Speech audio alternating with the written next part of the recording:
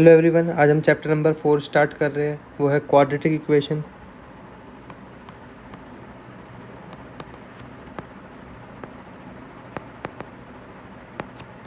इसमें हमें मेन चीज़ याद रखनी है, एक इसकी स्टैंडर्ड फॉर्म होती है। वो क्या होती है? ax² plus bx plus c equal to 0। ठीक है। और इसमें हमें क्या रखना है? क्वाड्रेटिक इक्वेशन क्या होती है? जिसमें डिग्री हो हमेशा 2, जिसकी डिग्री कितनी हो?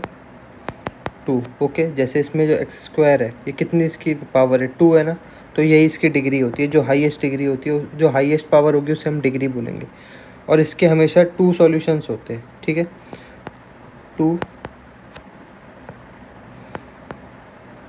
इसके हमेशा 2 सॉल्यूशंस होते हैं। ठीक है, आपको ये दो ही चीज़ याद रखनी है। इसके दो मेथड होते हैं इसको सॉल्व करने के लिए। पहला मेथड होता है फैक्टराइजेशन बाय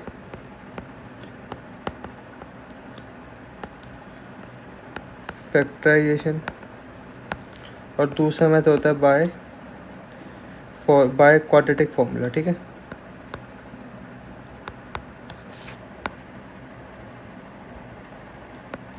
तो हम पहले ये वाला तरीका सीख लेते हैं। ठीक है, वो क्या होता है? By factorization. ओके,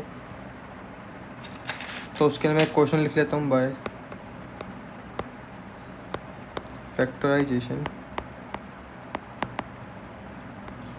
पहला क्वेश्चन है हमारा x² प्लस 6x प्लस 5। ठीक है, इसको हमें सॉल्व करना है। पहले चेक करेंगे क्या ये हमारी स्टैंडर्ड फॉर्म में है। स्टैंडर्ड फॉर्म क्या थी? ax² plus bx plus c equal to 0। हाँ, स्टैंडर्ड फॉर्म में तो है। अब इसे सॉल्व कर लेंगे। सबसे पहले क्या करेंगे हम, जो x² के आगे 1 का कोफिशिएंट है, अगर कुछ भी नहीं लिखा होता तो 1 का होता है। ठीक है, तो 1 का कोफिशिएंट है और हमारे लास्ट में 5 है। ठीक है, इन दोनों को मल्टीप्लाई करेंगे। 1 × 5 कितना होता है? 5। ठीक है, इतना हो गया। अब हमको क्या करना है? इसका एलसीएम लेना है। 5 5 1 दा। अब हमको इन दोनों नंबरों से मिला के क्या बनाना है? हमको बनाना है 6। तो वो कैसे बनेगा? 1x² प्लस, एक बार मैं 1 को प्लस करता हूँ, एक बार मैं 5x को प्लस करता हूँ। तो ये दोनों मिडिल टर्म स्प्लिट कर दिया ना हमने। इस वाले नंबर को कैसे कर दिया? 1x में कर दिया और 5x में कर दिया। ये 6x ही बना रहा है, मतलब ये पूरी टर्म अभी तो सेम ही है। हमने कुछ नहीं करा, बस उसको वो फैक्टर बड़ा कर दिया, एक्सपेंड कर दिया। ठीक है, अब जो कॉमन है वो कॉमन निकाल लेते हैं इसमें से। तो 1 कॉमन आ रहा है, सॉरी x कॉमन आ रहा है। तो यहाँ से x बचेगा प्लस 1 बचेगा। ओके, इस वाली इक्वेशन में से 5 कॉमन आ रहा है और इसके अंदर भी x बचेगा और एक 1 बचेगा। x कहाँ से बचेगा? ये वाला।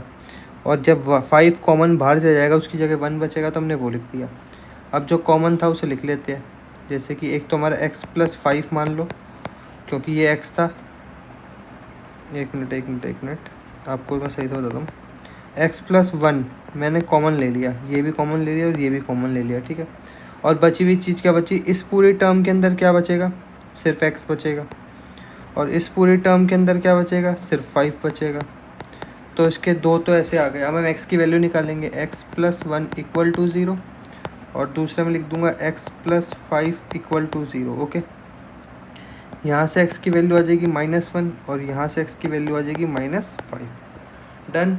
ऐसे ही हमें बाय फैक्टराइजेशन में आपको और क्वेश्चन करके दिखाता हूँ। दूसरा क्वेश्चन करते हैं b, जैसे हम करते हैं x² प्लस 7x माइनस 18। ठीक है, इक्वल टू 0। सबसे पहले हम इसके 1 को और 18 को मल्टीप्लाई करेंगे तो 18 ही आएगा। उसका हम प्राइम फैक्टराइजेशन करेंगे। अब मेरे को इन सबको मिला के कुछ ऐसा बनाना है कि उसे प्लस माइनस करके 7 आ जाए। तो मेरा आ गया 9 - 2 करूँगा तो 7 आ जाएगा। तो यहाँ भी कर लेते हैं 1x² minus 2x plus 9x minus 18। ठीक है, यहाँ से मैंने x कॉमन ले लिया, क्या बचा? x minus 2। यहाँ से मैंने कॉमन 9 ले लिया, तो क्या बचा? x minus 2। यहाँ से पूरे से x माइनस 2 कॉमन आ गया दोनों में से, तो अंदर क्या बचेगा? x बचेगा और इसके पास से 9 बचेगा। अब यहाँ से हमारी फिर से दो वैल्यूज़ आ जाएगी। क्या आ जाएगी? x minus 2 equal to 0, x plus 9 equal to 0। यहाँ से x की वैल्यू 2 आ गई और यहाँ से x की वैल्यू -9 आ गई। एक और क्वेश्चन कर लेते हैं। चलो उसे नेक्स्ट पेज में कर लेते हैं।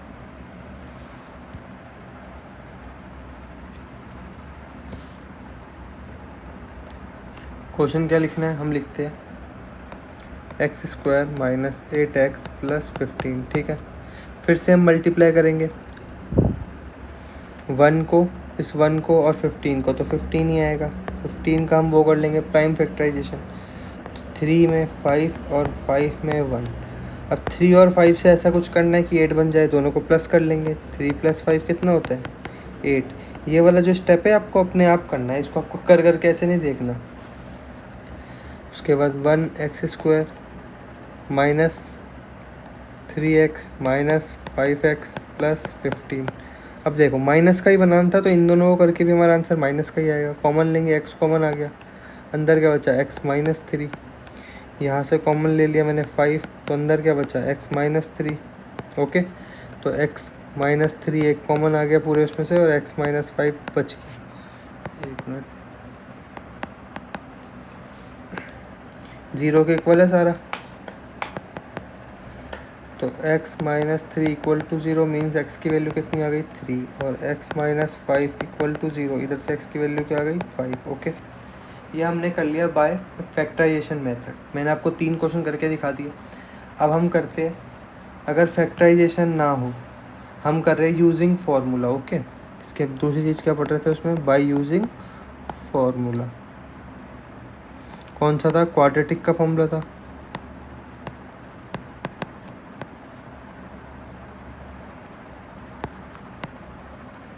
उसमें सबसे पहले स्टैंडर्ड फॉर्म लिखेंगे हम, ax² plus bx plus c। Okay, ये हमारी स्टैंडर्ड फॉर्म में इक्वल टू 0।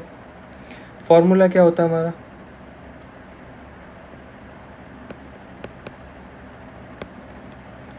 वो होता है minus b plus minus √b² 4ac upon 2a। Okay, और इसमें एक चीज़ और याद रखनी है, जो हमारा b² माइनस 4ac है, इसको हम बहुत जगह d भी लिखते हैं। ओके, अब इसमें हमें और क्या जानना होता है कि जो हमारे रूट्स आएंगे, जो हमारी वैल्यू आएगी वो क्या होगी, उसका नेचर कैसा होगा। ठीक है, हमें नेचर भी जानना है उसका, नेचर ऑफ रूट्स। याद है हमने सेकंड चैप्टर में करा था, उसमें जो x की वैल्यू आती थी, 2 वैल्यू आते थे उसके रूट, उसको हम अल्फ़ा और बीटा कहते थे। सेम वही है इसमें भी, ठीक है, वही हम निकाल रहे हैं, बस इसमें हम कुछ और कह रहे हैं उसको। पहला होता है, अगर ये हमारा d जो है, अगर ये हमारा 0 से बड़ा होता है,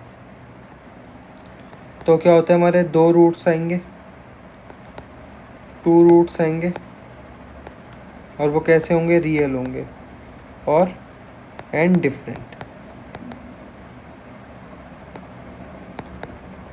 ओके, दूसरा करेंगे, अगर d इक्वल हो जाएगा 0 के, मीन्स 2 रूट्स तो होंगे ही, और हमारे रूट्स क्या होंगे, सेम होंगे, रियल भी होंगे और सेम भी होंगे। लास्ट चीज़ होती है, अगर d बड़ा हो जाएगा 0 से, तो नो रियल रूट्स, तो कोई भी रूट्स नहीं होंगे। ठीक है, डन। अब हम क्वेश्चन सॉल्व करके देखते हैं कुछ ऐसे ही, जैसे कि हम पहला क्वेश्चन हम वही क्वेश्चन करेंगे जो हमने अभी प्रीवियसली सॉल्व करते, जिसके वजह से हम आंसर भी चेक करते रहेंगे साथ साथ। मैं इक्वेशन लिखता हूँ x² plus 6x plus 5, okay, equal to 0। Formula क्या था, पहले तो चेक करना है हमें, उसमें क्या था formula, √d equal to b² minus 4ac। इसे चेक करते हैं, b की वैल्यू क्या है, अच्छा स्टैंडर्ड फॉर्म के साथ इसे कंपेयर करते हैं, ax² plus bx plus c equal to 0। a की वैल्यू क्या है 1, b की वैल्यू क्या है 6, और c की वैल्यू क्या है 5। अब पुट करते हुए चलते हैं,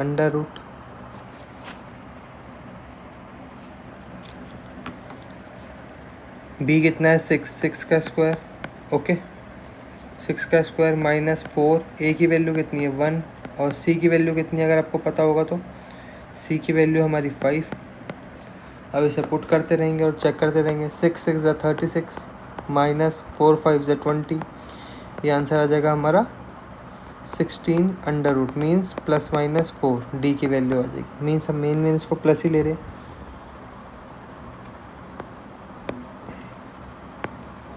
डी की वैल्यू कितनी आ गई 4, ओके। अब 4 हम अब चेक करेंगे नेचर क्या है, देखो डी बड़ा है ना 0 से, जो हमारा डी है वो बड़ा है ना 0 से, क्योंकि डी की वैल्यू क्या है 4। तो इसका मतलब जब हम इसको सॉल्व करेंगे तो हमारे आंसर क्या आएगा, रियल आएगा और डिफरेंट नंबर आएंगे। चलो अब कर लेते हैं इसको यहाँ सॉल्व इक्वेशन को। फॉर्मूला क्या था, minus b plus minus under root b square minus 4ac upon 2a। B की वैल्यू क्या है -6 हो जाएगी, प्लस माइनस, अब देखो डी की, ये पूरा डी तो है, जो ये वाली टर्म है, एक बार मैं कलर चेंज करके दिखाता हूँ, जो ये पूरी टर्म है ये डी तो है। अगर ये डी है तो हम सीधा पुट कर लेते हैं, डी की वैल्यू क्या आई थी 4 अपॉन 2, ए की वैल्यू क्या है 1। सॉल्व करते हैं -6 प्लस 4 अपॉन 2, एक आ जाएगी -6 माइनस 4 अपॉन 2। ओके, यहाँ से आ जाएगा -2 अपॉन 2 और यहाँ से आ जाएगा -10 अपॉन 2। यहाँ से वैल्यू आ जाएगी -5 और यहाँ से वैल्यू आ जाएगी -1। तो अगर मैं आपको बताऊँ x की हमारी कितनी वैल्यू आई, यहाँ लिख लेते हैं, क्वेश्चन कहा था यहीं पे, चलो x की वैल्यू क्या आई -1, एक आई -5, चेक कर लेते हैं। हमने साइड में करा था x की वैल्यू -1 एंड -5, ठीक है, ये तो हमारा सही है। नेक्स्ट क्वेश्चन कर लेते हैं, थोड़ी प्रैक्टिस हो जाएगी हमारी। और अगला क्वेश्चन हम करते हैं, बी है x² plus 7x -18 equal to 0। पहले तो हम डी चेक कर लेते हैं, इसका डी क्या होता है under root b square minus 4ac।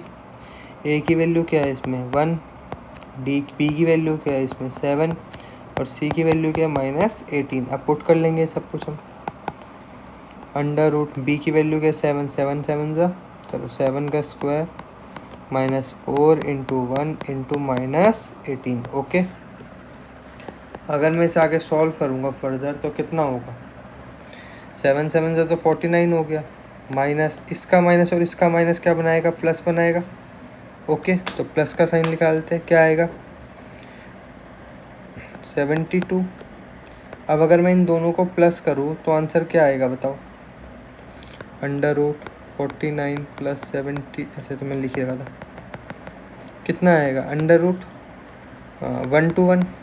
D की वैल्यू मीन्स डी की वैल्यू कितनी आ गई 11, और जो हमारा डी है वो क्या हुआ, मतलब डी जो है बड़ा है 0 से, 11 बड़ा है 0 से, मतलब इसके दो आंसर आएंगे और दोनों डिफरेंट होंगे। ठीक है, अब निकाल लेते हैं, फॉर्मूला लगाते हैं, -b plus minus under root b square minus 4ac upon 2a। B square की जगह क्या लिखूँगा मैं, बी की वैल्यू कितनी 7, -7 प्लस माइनस डी की वैल्यू 11, क्योंकि ये पूरा डी था, अभी ऊपर सॉल्व करा है, अपॉन 2, ए की वैल्यू 1 ही है ना, हाँ भाई की वैल्यू 1 है। सॉल्व करेंगे, ये आ जाएगी, इसकी दो वैल्यूज आ जाएगी, एक हो जाएगा -7 -11/2, एक हो जाएगा -7 प्लस 11/2। ये तो हो जाएगा 18 और आंसर आ जाएगा आपका -9। कितना हो जाएगा -18 अपॉन 2, कट के आ जाएगा 9। ये हो जाएगा आपका 4 अपॉन 2, ठीक है, कट के कितना आ जाएगा 2। यहाँ से x की वैल्यू कितनी आ जाएगी 2। इसके दो आंसर आगे चेक करते हैं हम ज़रा, कितना है x की वैल्यू -9 और 2। ओके, चेक कर लेते हैं, ये देखो -9 एंड 2 यहाँ पे आंसर आ गया था। अगला आंसर हम पहले आंसर देख लेते हैं, बार बार पीछे नहीं आना पड़ेगा, 3 और 5 अगले का, ठीक है। हम उसको भी सॉल्व कर लेते हैं, सी पार्ट को, x की वैल्यू आई थी, एक आई थी हमारी 3, एक आई थी 5। ये आंसर है हमारे, हम चेक करने के लिए पीछे ना जाना पड़े इसलिए यहीं पे लिखते हैं, क्वेश्चन लिख लेते हैं, x² - 8x + 15। ओके, पहले हम d निकाल लेंगे, a की वैल्यू 1, b की वैल्यू -8 एंड c की वैल्यू 15। अंडर रूट b का स्क्वायर मीन -8 का स्क्वायर, उसके बाद क्या था -4ac, 4 इंटू ए कितना है 1, डी कितना है, सी कितना है 15। इसको सॉल्व करते हैं, 8 8 कितना होता है 64, माइनस कितना करना है हमने 60। ओके, यही करना है, तो आंसर क्या आएगा हमारा √4 इक्वल टू 2, मतलब d की वैल्यू 2 आ गई। अगर d की वैल्यू 2 है और तो d बड़ा है 0 से, मीन्स 2 बड़ा है 0 से। इसके दो आंसर आएंगे और दोनों डिफरेंट होंगे। ओके, तो हम आगे कर लेते हैं, अब इसको सॉल्व कर लेते हैं। क्या होता है, -b plus minus under root b² minus 4ac upon 2a। तो b² की वैल्यू की b माइनस b का क्या है, 8 आ जाएगा यहाँ तो, क्योंकि -(-8) प्लस माइनस ये पूरा d है, तो इस d की जगह मैं 2 लिख रहा हूँ अपॉन 2, क्योंकि a की वैल्यू 1 है।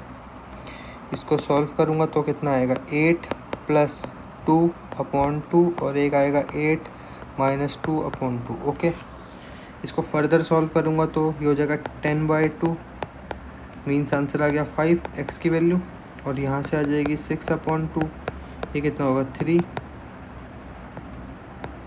तो x की दो वैल्यू आ गई, एक आ गई 5 और एक आ गई 3। अब चेक करते हैं क्या हमारा सेम आंसर आ रहा है, सेम आंसर आ रहा है। ठीक है, तो आपको मैंने दोनों तरीके बता दिए। यह हमारा इंट्रोडक्शन ख़त्म हो जाता है इस चैप्टर का।